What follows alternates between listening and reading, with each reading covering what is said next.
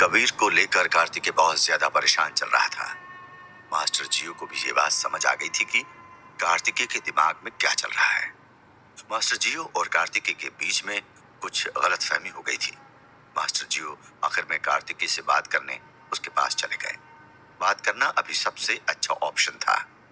बातों बातों में कार्तिकेय ने मास्टर जियो को अपने दुख का कारण बताया।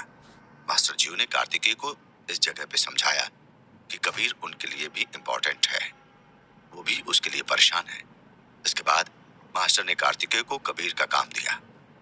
उसको दिल्ली जाने के लिए कहा गया ताकि वो उस अतुल साहनी का पता लगा सके। इसके बाद मास्टर जियो ने अपने भाई पारस से मिलकर कबीर को ढूंढने का प्लान बनाना शुरू कर दिया। इस प्लान के हिसाब से मास्टर जियो ने शहर को 3 हिस्सों में डिवाइड कर दिया। हर एक हिस्से में एक टीम कबीर को तलाश करेगी और इन सब के साथ एक टीम अलग से हमला करने के लिए बनेगी। हमला करने वाली टीम की कमान आरके को दी गई थी। अभी बात चल ही रही थी कि आरके ने कमरे में आकर मास्टर जियो को बताया कि पुलिस भी कबीर की तलाश में घूम रही है। मास्टर जियो इस बात को अलग तरह से लेते हुए आरके को समझाते हैं कि उन लोगों के लिए अच्छी बात है।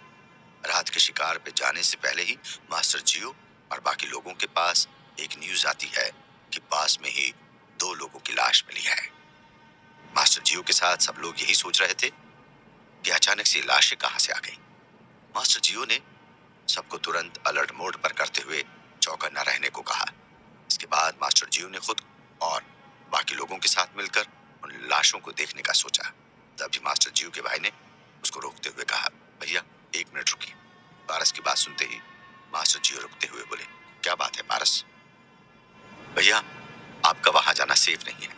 पता नहीं कौन किस तरह से वहां पे गिरा हुआ है। हो सकता है ये दुश्मनों की चाल हो आपको फंसाने के लिए। आप प्लीज किसी और को देखने के लिए कहिए। क्यों, किसी और की जान सस्ती है क्या? मैं इनका लीडर हूँ पारस। अगर मौत भी आनी है तो पहले राजा मरेगा।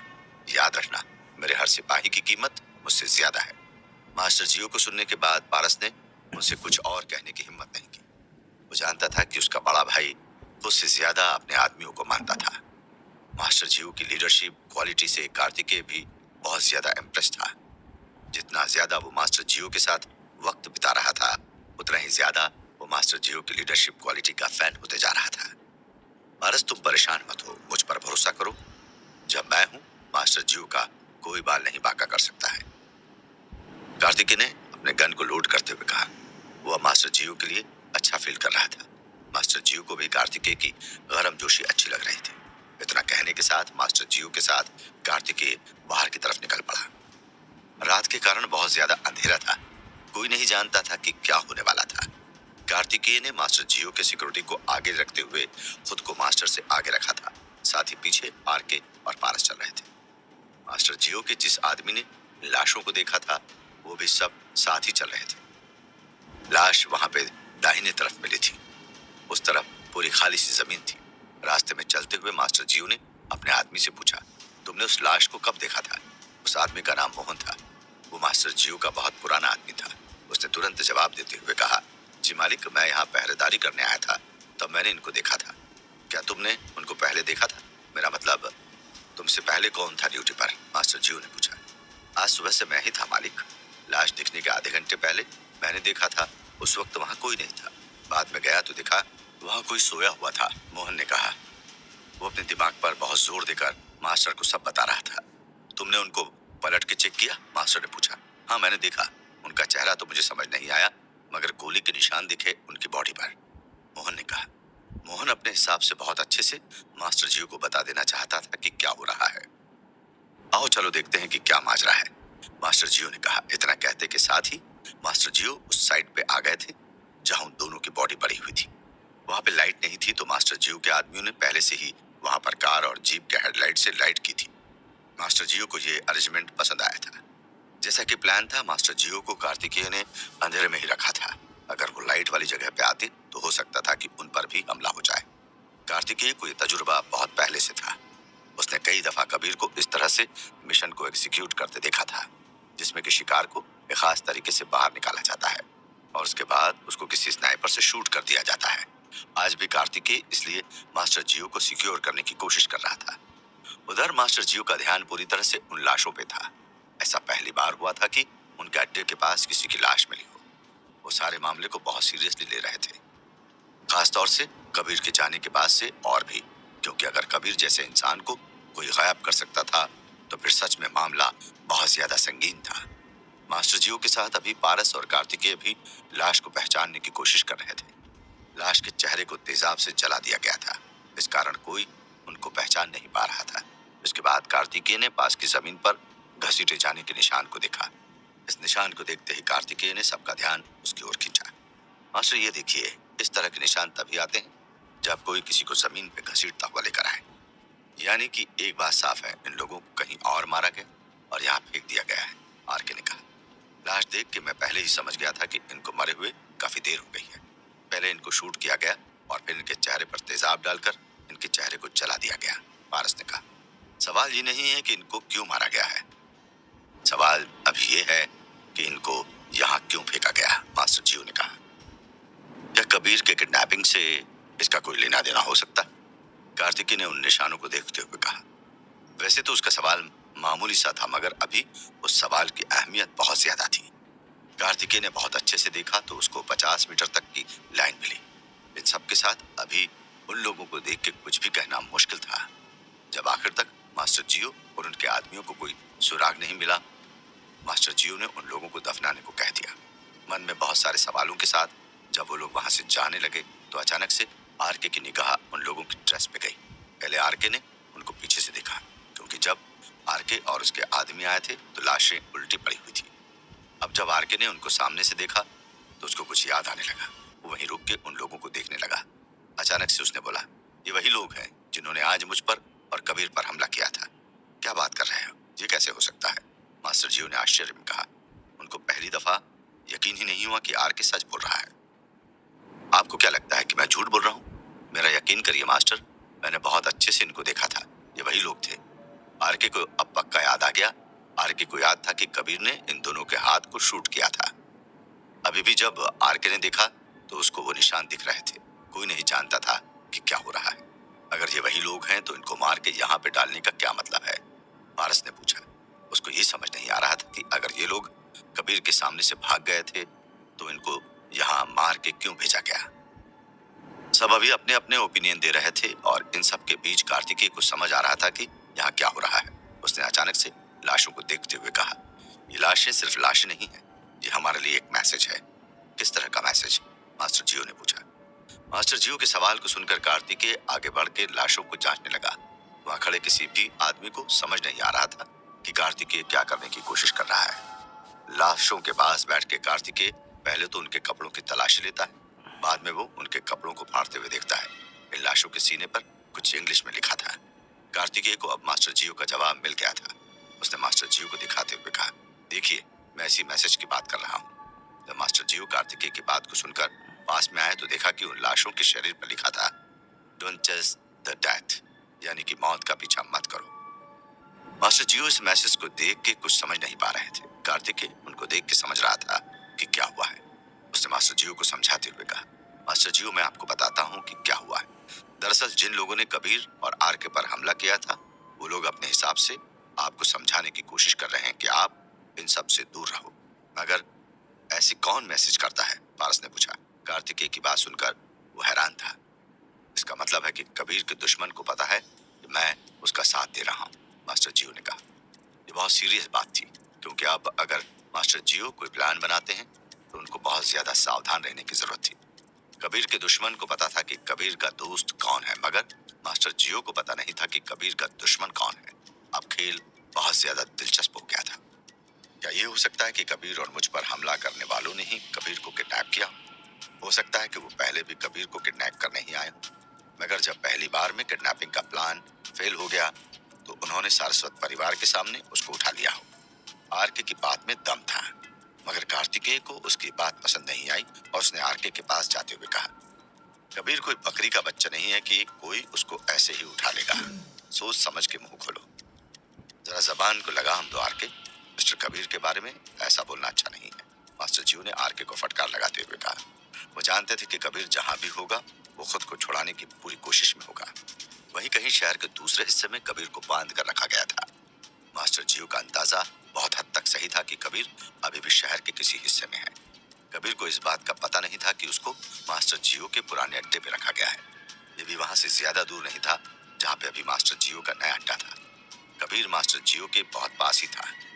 कबीर को किडनैप करने वालों ने इस बात का पूरा ध्यान रखा था कि किसी को यकीन नहीं हो कि कबीर कहाँ है। साथ में उसने जिस जगह पे कबीर को रखा था वहां बाहर से हॉस्पिटल का लुकआउट रखा था।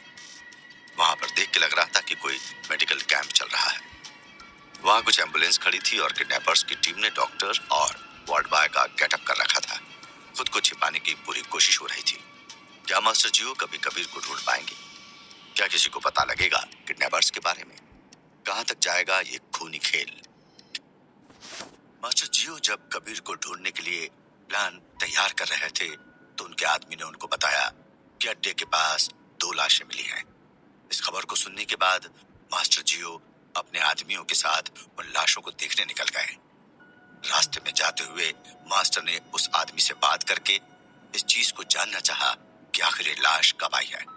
उनके आदमी मोहन ने इस बात को कंफर्म किया कि लाशें अभी हाल ही में वहां फेंकी गई हैं। ऐसा कभी भी नहीं हुआ था कि मास्टर जियो के अड्डे पे लाश आई हो।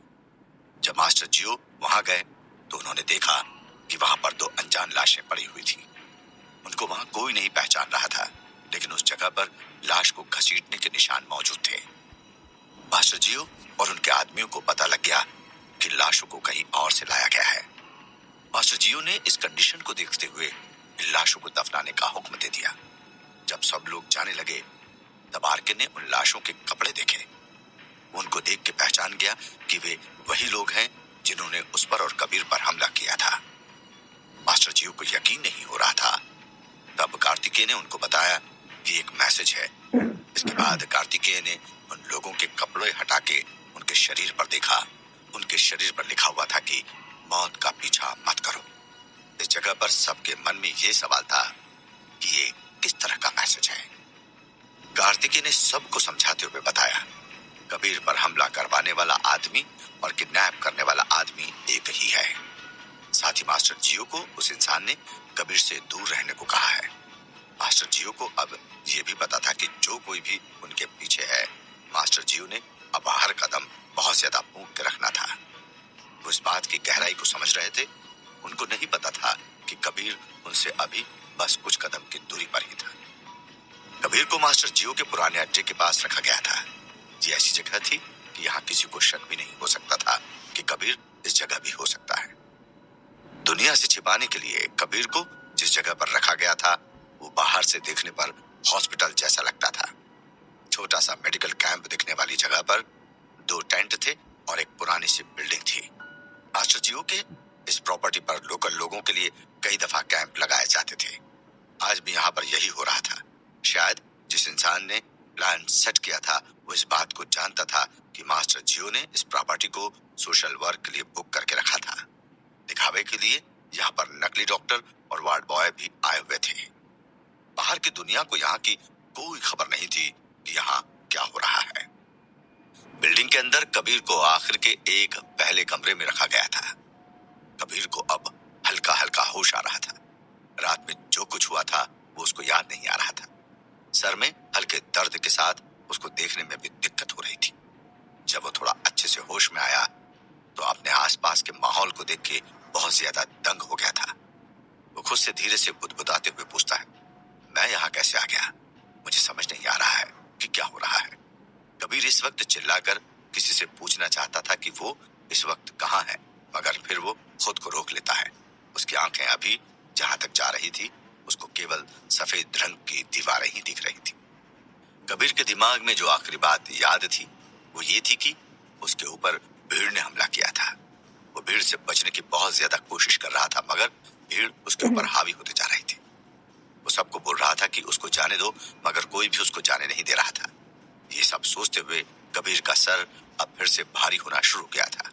वो अपना सर पकड़ के पास की दीवार से टिक के बैठ गया। उसको समझ नहीं आ रहा था कि क्या हो रहा है। अचानक से उसको काजल की याद आ गई।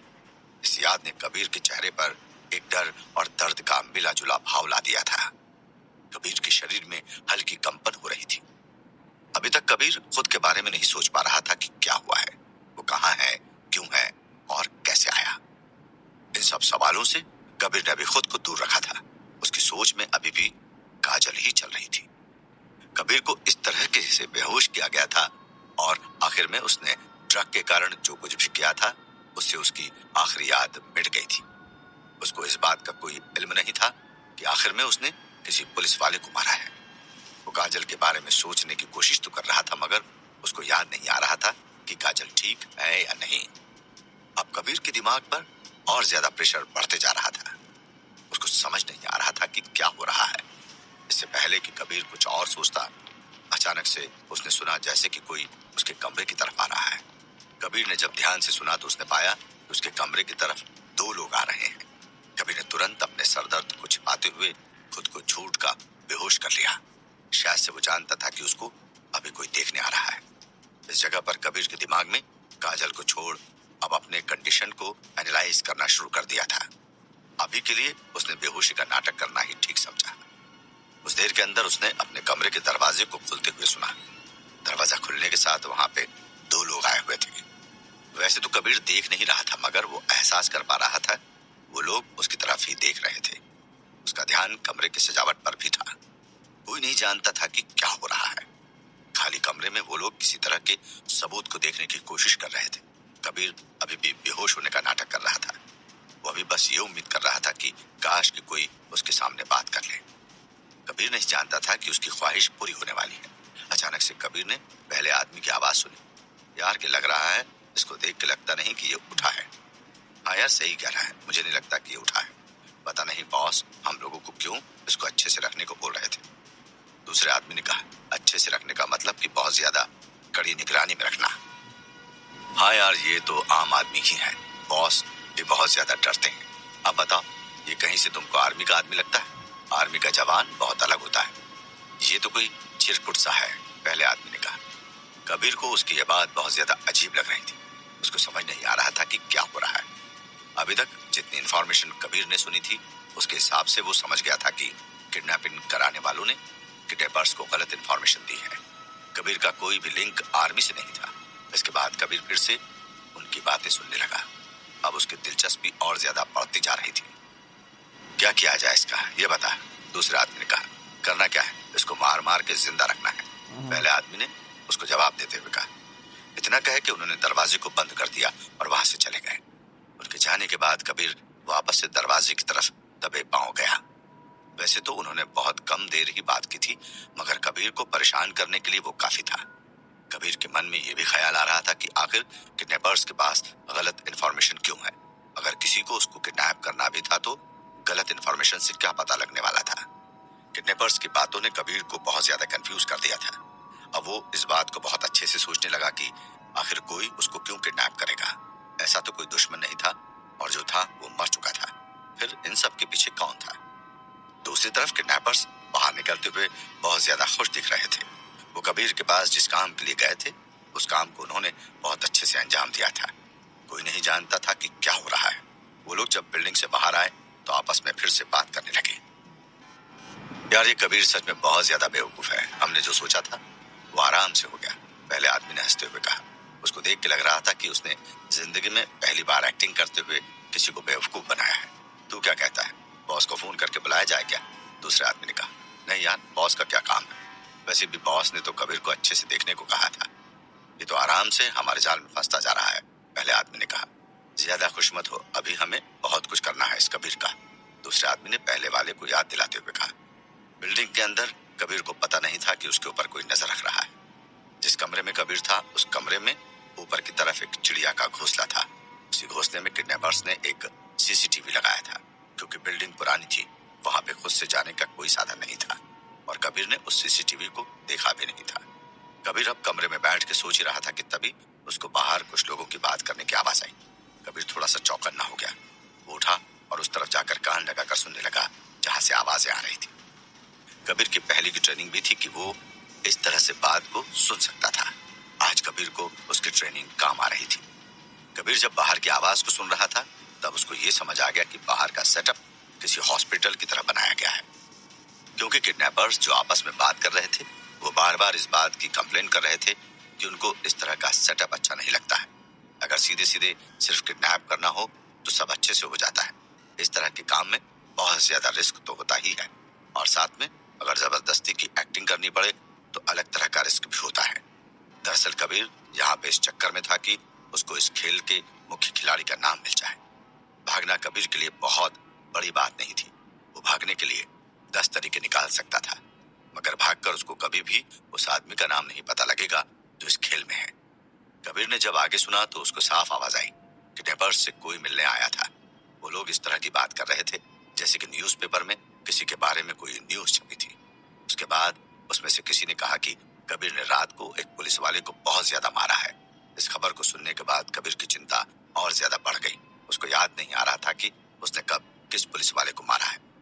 इसके बाद कबीर ने फिर से उन लोगों की बात को सुनने की कोशिश की। इस बार उसको पता लगा कि पुलिस ने उसको मोस्ट वांटेड की तरह पॉपुलर कर दिया है। इसके बाद आखिर में कबीर को वो इन्फॉर्मेशन मिली जिसका उसको इंतजार था। कमरे से बाहर बात कर रहे लोगों ने बॉस के तौर पर कार्तिकेय का नाम बताया। साथ में कार्तिकेय के काम करने के तरीके को भी एक दूसरे को समझाया। कबीर ने पहले तो अपने कानों पर भरोसा नहीं किया, मगर जैसे ही उसको डिटेल मिल रही थी वो इस बात को साबित कर रहे थे कि कार्तिकेय ने ही कबीर को किडनैप कराया है। अचानक से कबीर का दिल बैठ गया था। उसने कभी नहीं सोचा था कि उसको ये नाम सुनने को मिलेगा। क्या सच में कबीर को जो इन्फॉर्मेशन मिली है वो सच है? क्या कबीर यहाँ से निकल पाएगा या भी कुछ होगा उसके साथ?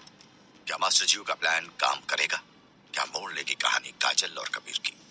जानने के लिए सुनते रहिए डॉन नंबर 1 सिर्फ आपके अपने पॉकेट एफएम पर। क्या मोड़ लेगी कहानी काजल और कबीर की? जानने के लिए सुनते रहिए डॉन नंबर 1 सिर्फ आपके अपने पॉकेट एफएम पर। क्या कबीर का इन लाशों से कोई कनेक्शन है? क्या मास्टर जियो पहले की गलती को सुधार पाएंगे? चीफ के बारे में कार्तिकेय का शक कितना सही है? क्या मोड़ लेगी कहानी काजल और कबीर की? जानने के लिए सुनते रहिए डॉन नंबर 1 सिर्फ आपके अपने पॉकेट एफएम पर। सचिव के साथ मिलकर कबीर को ढूंढ पाएगा? क्या सच में इस काम में चीफ का हाथ है? कबीर किसको पहले मिलेगा, पुलिस को या कार्तिकेय को? क्या मोड़ लेगी कहानी काजल और कबीर की? जानने के लिए सुनते रहिए डॉन नंबर 1 सिर्फ आपके अपने पॉकेट एफएम पर। आखिर वो कौन लोग हैं जिन्होंने कबीर को गायब किया है? क्या किसी को इस राज का पता लग पाएगा? क्या जवाब मिलेगा काजल को जब वो होश में आएगी? क्या मोड़ लेगी कहानी काजल और कबीर की? जानने के लिए सुनते रहिए डॉन नंबर 1 सिर्फ आपके अपने पॉकेट एफएम पर। चिकश का क्या मोड़ लेगी कहानी काजल और कबीर की? जानने के लिए सुनते रहिए डॉन नंबर 1 सिर्फ आपके अपने पॉकेट एफएम पर। निकल पाएगा? क्या मोड़ लेगी कहानी काजल और कबीर की? जानने के लिए सुनते रहिए डॉन नंबर 1 सिर्फ आपके अपने पॉकेट एफएम पर। अभी हो जाएगी? क्या सारस्वत परिवार को इस घटना के बारे में पता लगेगा? क्या मोड़ लेगी कहानी काजल और कबीर की? जानने के लिए सुनते रहिए डॉन नंबर 1 सिर्फ आपके अपने पॉकेट एफएम पर। क्या होगा अब कबीर के सामने आने के बाद? किस तरह से कबीर अब यहाँ से निकलेगा? क्या चल रहा है मानसी के दिमाग में? कबीर से दुश्मनी उसको किस हद तक लेकर जाएगी? क्या मोड़ लेगी कहानी काजल और कबीर की? जानने के लिए सुनते रहिए डॉन नंबर 1 सिर्फ आपके अपने पॉकेट एफएम पर। आएगा? अगर सच सामने आया तो कबीर को उससे क्या झेलना पड़ेगा? कैसे होगी शंभुनाथ की कंफ्यूजन दूर? क्या मोड़ लेगी कहानी काजल और कबीर की? जानने के लिए सुनते रहिए डॉन नंबर 1 सिर्फ आपके अपने पॉकेट एफएम पर। फिर से दुश्मनी निभाने को किस हद तक जाएगी? क्या मोड़ लेगी कहानी काजल और कबीर की? जानने के लिए सुनते रहिए डॉन नंबर 1 सिर्फ आपके अपने पॉकेट एफएम पर। जानने के लिए सुनते रहिए डॉन नंबर 1 सिर्फ आपके अपने पॉकेट एफएम पर। कबीर को समझ नहीं आ रहा था कि अचानक से उस पर हमला कैसे हो गया। हमला बहुत अचानक से हुआ था। कबीर के साथ आरके को भी समझ नहीं आ रहा था कि अचानक से क्या हो गया है। कुछ देर की फायरिंग के बाद माहौल बहुत ज्यादा शांत हो गया था। आरके जोश में आकर बैकफायर करना चाहता था, मगर कबीर ने उसको समझा बुझाकर रोक दिया। उधर हमला करने वाले लोगों को समझ नहीं आ रहा था कि कबीर और आरके इस हमले में बचे हैं या मारे गए हैं। इन सब के बीच कबीर ने आरके को कार को बैक करने के लिए कहा। आरके को कबीर की स्ट्रेटजी समझ नहीं आ रही थी, मगर अभी उसने कार को बैक कर लिया था। हमलावरों ने कार को पीछे जाता हुआ देख के फिर से हमला शुरू कर दिया। कार देखते के साथ उनकी नजरों से ओझल हो गई। कबीर की कार का पीछा करते हुए हमलावर जब वापस आगे आए तो उन्होंने देखा कि कबीर की कार बीच रास्ते में खड़ी है। वो लोग समझ जाते हैं कि कोई न कोई खतरा जरूर है। कबीर और आरके वहीं गाड़ी के पास छिप के देख रहे थे। अब कबीर ने प्लान बनाया था कि वो इन लोगों को जिंदा पकड़ना चाहता था। दरअसल कबीर इस चक्कर में था कि वो इन लोगों को पकड़कर इस हमले के मास्टरमाइंड तक पहुंच जाएगा। आरके को उसने उन सब लोगों को गन पॉइंट पर रखने को कहा था और कबीर खुद हमलावरों की कार के अंदर जाने का रास्ता बना रहा था। इस वक्त उनकी कार में कोई नहीं था। वो सब कबीर और आरके की तलाश में बाहर गए थे। कबीर अभी उनकी गाड़ी के पास गया ही था कि तभी कबीर ने सुना कि पुलिस आ रही है। अब उसके पास बहुत कम टाइम बचा था रिएक्ट करने को। अब उसके पास दो ही रास्ते थे कि या तो वो उन लोगों की गाड़ी में बैठ जाए या फिर वो चुपचाप वहां से निकल जाए। कबीर ने भी चुपके से उनकी गाड़ी में बैठना ही सही समझा। खैर उसने भेष बदला हुआ था तो उस पर अभी किसी को शक नहीं जाता। गाड़ी में बैठने के साथ ही कबीर ने आरके को ऑर्डर किया कि वो सामने खड़ी कार के पेट्रोल टैंक को शूट करे। आरके ने बिना सोचे वैसा ही किया। गोली की आवाज से हमलावरों की टोली फैल गई। जब उनके 4 में से 2 आदमी अभी भी वहीं कार के पास ही थे। इसके बाद आरके मौका पाकर कबीर के साथ गाड़ी में बैठ गया। वहां खड़े हमलावरों को समझ नहीं आ रहा था कि क्या हुआ है। जब तक उनको समझ आता बहुत देर हो गई थी। सड़क के बीच बहुत सारा पेट्रोल पड़ा था जिसके ऊपर कबीर ने अपना जलता हुआ लाइटर फेंक दिया। 2 हमलावर तो बच के भाग गए मगर 2 उसी आग में फंस गए। पुलिस की गाड़ी भी पास में आ गई थी मगर उनके आने से पहले ही कबीर वाहन से आरके को लेकर निकल गया था। अभी पुलिस की जीप पास आई भी नहीं थी कि तभी जिस कार को कबीर ने आग लगाई थी उसमें जोर का धमाका हुआ। किसी को नहीं पता था कि क्या हो रहा है। धमाके की आवाज से आरके डर गया मगर कबीर अभी भी रिलैक्स था। आरके को समझ नहीं आ रहा था कि वो कबीर को क्या कहे मगर वो जानता था कि कबीर के कारण ही उसकी जान बच पाई है। जब उससे रहा नहीं गया तो उसने कबीर से पूछ लिया, क्या हो रहा है यार? तो किस तरह से सोचता है, मुझे कुछ समझ नहीं आ रहा है। सच कहूं यार, मेरा इरादा अभी पैदल जाने का नहीं था। एंड सी, मैंने गाड़ी चुरा ली है, कबीर ने आरके से मुस्कुराते हुए कहा। भाई मेरे, तुम्हारी तरह चीजों को एनालाइज करना मुझे नहीं आता, आरके ने कबीर के सामने अपने हाथ जोड़ते हुए कहा। वो कबीर के दिमाग का लोहा मान चुका था। तुमको क्या लगा मैं ऐसे ही तुमको मरने दूंगा? यार अपना तो यही फंडा है, करने से पहले समझना बहुत ज्यादा जरूरी है, कबीर ने कहा। वो लोग सारस्वत परिवार के घर की तरफ निकल गए थे। कबीर की ये बात सुनकर आरके का चेहरा काला पड़ गया। कबीर आरके की इस फीलिंग को समझ रहा था। उसने तुरंत अपने हाथ को ऊपर करते हुए माफी मांगी। आरके को इस बात का कोई अंदाजा नहीं था कि इस वक्त दुनिया का सबसे अच्छा कातिल उसके साथ कार ड्राइव का मजा ले रहा। अच्छा, एक बात समझ नहीं आई, जब तुम उन लोगों को पकड़ना चाहते थे तो उनको जाने क्यों दिया? आरके ने पूछा। उसके दिमाग में अभी बहुत से सवाल चल रहे थे। वैसे तो इस बात के बहुत सारे जवाब हो सकते हैं मगर अभी के लिए ये समझ लो कि मेरे मन के हिसाब से अभी यही सही था। यार साफ साफ बता, अब आरके ने पूछा। उसको इस बात को जानने की जल्दी थी कि कबीर का प्लान फेल कैसे हुआ। देखो, वैसे तो मैंने बहुत अच्छे से प्लान कर लिया था मगर पुलिस ने मेरा काम खराब करके रख दिया है। अगर पुलिस नहीं आती तो मैं किसी न किसी को तो जिंदा पकड़ ही लेता, कबीर ने आरके को समझाते हुए कहा। लेकिन मुझे एक बात समझ नहीं आ रही है कि आखिर हमारा प्लान लीक हुआ कैसे? आरके का दिमाग फिर उसी बात पे आकर रुक गया जहां वो पहले रुका था। अभी तो कुछ भी कहना मुश्किल है मगर एक बात तो है कि ये काम किसी ने बहुत अच्छे से सोच समझ कर किया था। मुझे इस बात के बहुत सारे क्लू मिले हैं, कबीर ने अफसोस जाहिर करते हुए कहा। जैसे कि? इतना बोलकर कबीर रुक गया। अचानक से उसे याद आया कि असासीन के बीच की इंफॉर्मेशन को ऐसे ही किसी के सामने नहीं बताई जा सकती है। कबीर की आधी अधूरी बात ने आरके का भी ध्यान अपनी तरफ खींचा। उसने उससे फिर से कहा, कबीर मैं सुन रहा हूँ, तो मुझे बता सकते हो? सॉरी, मैं जरा याद करने की कोशिश कर रहा था, जैसे कि हमला करने वालों का सही जगह पे हमारी गाड़ी को घेरना, जैसे कि हमला करने के लिए सुनसान सड़क को चुनना, ऐसी बहुत सी बातें। कबीर की इस बात से आरके समझ गया कि कबीर उसको कुछ बताते बताते रह गया था मगर अभी भी हालत को देखते हुए उसने कबीर को फोर्स नहीं किया था। आरके को अभी एक ही इंसान पर शक था, यानी कि कार्तिकेय। जैसा कि उसको मास्टर जियो ने एक दिन बताया था कि कार्तिकेय कबीर से किसी बात को छिपा रहा है, तो हो सकता है कि कार्तिकेय ने ही इस अटैक का प्लान कराया हो।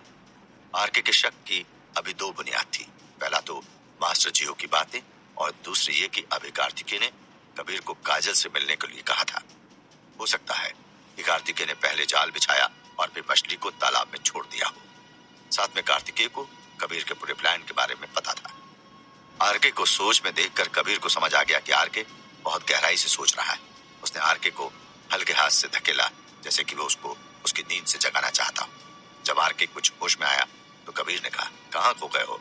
बाहर आओ अपनी सोच से। कहीं नहीं, बस ऐसे ही जरा, आरके ने कबीर से कहा। वो अभी कबीर से कार्तिकेय के बारे में बात नहीं करना चाहता था, क्योंकि उसके पास इस बात का कोई सबूत नहीं था कि इन सबको कार्तिकेय ने ही प्लान किया था।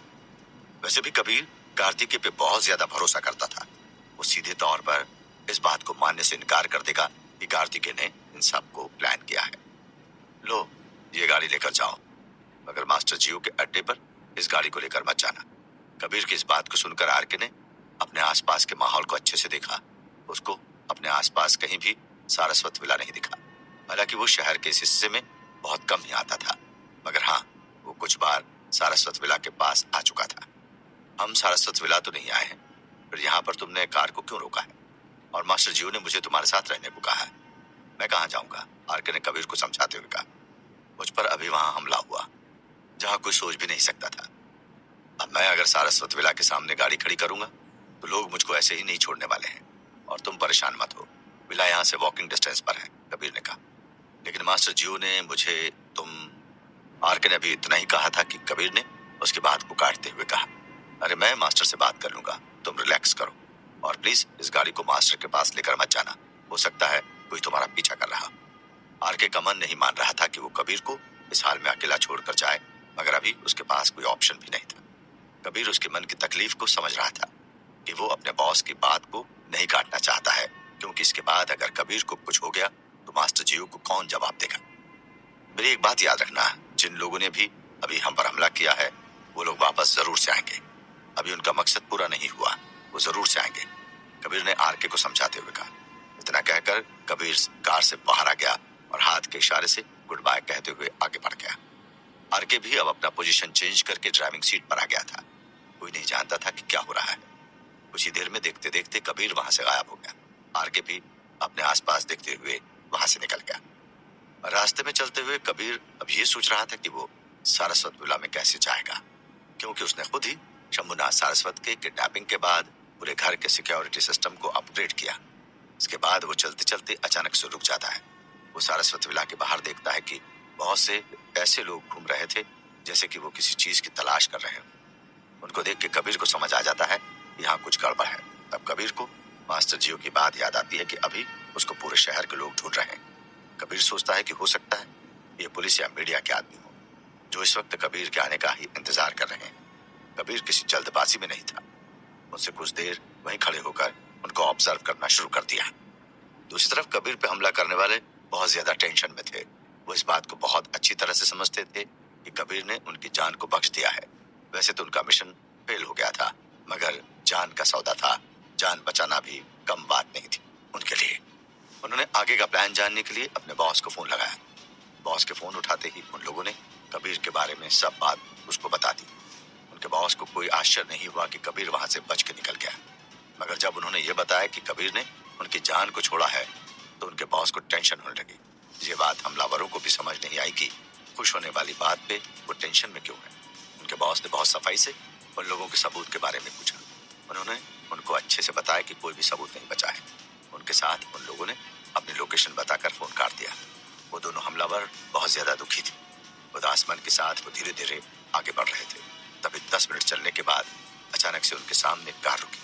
उनको लगा जैसे उनके बॉस ने ही उस कार को उनकी मदद के लिए भेजा है, मगर जब वो दोनों पास गए तो किसी ने अंदर से 2 फायर किए। फायर के आवाज के साथ ही वो दोनों वहीं जमीन पर गिर के मर गए। उसके तुरंत बाद अंदर से एक आवाज आती है, बेवकूफों, कबीर ने तुम दोनों को इसलिए छोड़ दिया था क्योंकि वो तुम्हारे जरिए मुझ तक आना चाहता था। अगर ये बात तुम लोग समझ जाते तो मुझे फोन पे ये सब बताते ही नहीं। अफसोस, बिना मौत के मौत आ गई। कबीर सारस्वत विला में जाने के लिए क्या रास्ता निकालेगा? आखिर वो किस साजिश का हो रहा है शिकार? कौन चाहता है कि कबीर उस तक आए? क्या मोड़ने की कहानी काजल और कबीर की? जानने के लिए सुनते रहिए डॉन नंबर 1, सिर्फ आपके अपने पॉकेट एफएम पर। लड़की ने कबीर को अतुल सहानी के बारे में बता दिया था। मास्टर जियो को समझ नहीं आ रहा था कि वो लड़की सही बोल रही है या फिर झूठ बोल रही है। कबीर ने बाद में मास्टर जियो को समझाया कि उस लड़की के पास कोई मतलब नहीं है झूठ बोलने का। अभी बहुत से काम बचे हुए थे। अभी तो सिर्फ अतुल का नाम पता चला था, उसको ढूंढना अभी बाकी था। कबीर अब दिल्ली निकलने के लिए तैयार था। कबीर को जाता हुआ देख के कार्तिकेय को समझ नहीं आ रहा था कि क्या होने वाला है। तभी उसके दिमाग में आइडिया आता है कि कबीर को काजल से मिलने भेज दिया जाए। इससे उसको कुछ समय मिल जाता कि वो अपने दिल्ली वाले कॉन्टेक्ट को एक्टिव करके अतुल साहनी की तलाश करता। कुल मिलाकर कार्तिकेय अपने बचने के पैसेज देख रहा था। कबीर को कार्तिकेय की बात पसंद आई और वो तुरंत कार्तिकेय की बात मान गया। मगर मास्टर जियो ने कबीर को यह बोलकर रोक दिया कि अभी अभी शहर में कबीर के नाम के चर्चे हो रहे हैं। अभी उसका बाहर जाना सेफ नहीं होगा। पुलिस और मीडिया वाले उसको ढूंढ रहे होंगे। मास्टर जियो ने कबीर को रोकने का प्लान तो बना लिया, मगर कबीर कहाँ रुकने वाला था। उसको अभी किसी भी कीमत पर काजल से मिलना ही था। उसने भेष बदलकर काजल से मिलने का सोचा। सब कुछ सेट हो जाने के बाद कबीर शाम का इंतजार करने लगा। अंधेरा कबीर के लिए बहुत अच्छा कवर हो सकता था। जब कबीर बाहर गया तो मास्टर जियो ने कबीर के पीछे आरके को भेजा, क्योंकि कार्तिकेय को बहुत से लोग जानते थे। कार्तिकेय के कारण कबीर पकड़ा जाए ये मास्टर जियो नहीं चाहते थे। सब कुछ सेट हो जाने के बाद कबीर मास्टर जियो के अड्डे से निकल गया था। जैसा कि प्लान था, कबीर और आरके पहले लाकर बाजार की तरफ गए। इसके बाद उन्होंने वहां कार चेंज की और सारस्वत विला की तरफ निकल गए। अभी वो सारस्वत विला के पास आए ही थे कि उनकी कार को रोककर कुछ लोगों ने फायरिंग शुरू कर दी। कबीर और आरके को संभलने का मौका ही नहीं मिला। कबीर और आरके कार के अंदर ही छुप के बैठे हुए थे। दोनों को समझ नहीं आ रहा था कि क्या हो रहा है। आरके को गन निकालता देख कबीर उसको समझाता है कि उसको अभी फायर नहीं करना चाहिए, मगर आरके उसकी बात मानने को तैयार नहीं हो रहा था। आखिर में जब कबीर को समझ नहीं आया तो उसने आरके के हाथ से गन को छीन लिया। आरके को यह बात पसंद नहीं आई। उसने कबीर को डांटते हुए कहा, तुम डर क्यों रहे हो? मैं अभी इन चूहों को सबक सिखा के आता हूँ। कबीर ने उसको समझाते हुए कहा, पागल मत बनो। उनके पास सेमी ऑटोमेटिक है और हमारे पास केवल पिस्तौल है। फिर मैं इस तरह से नहीं मरना चाहता हूँ। कोई ऐसे ही मुझे कहीं भी मार नहीं सकता है, आरके ने जोश में कहा। वैसे भी वो बहुत ज्यादा गुस्से वाला आदमी था। कबीर इस बात को समझ नहीं पा रहा था कि क्या हो रहा है। कंडीशन को बिना एनालाइज किए कुछ भी करना खतरे से खाली नहीं था। तुम मेरी बात को समझ नहीं रहे हो आरके। वो लोग कितने हैं ये कोई नहीं जानता है। अगर हम इसमें कोई एक्शन लेते हैं तो हो सकता है वो हमारा आखिरी पल बन जाए। कबीर अभी आरके को समझाने की कोशिश कर रहा था, लेकिन ऐसे कार में कब तक बैठे रहेंगे? कुछ न कुछ तो करना ही पड़ेगा, आरके ने गुस्से में कहा। वो अभी भी बाहर देखने की कोशिश कर रहा था, मगर धुंध और फायरिंग से हुई स्मोक के कारण कुछ भी देख पाना बहुत मुश्किल हो गया था। कबीर भी यही सोच रहा था कि किस तरह से इस जगह से निकला जाए, मगर अभी उसको भी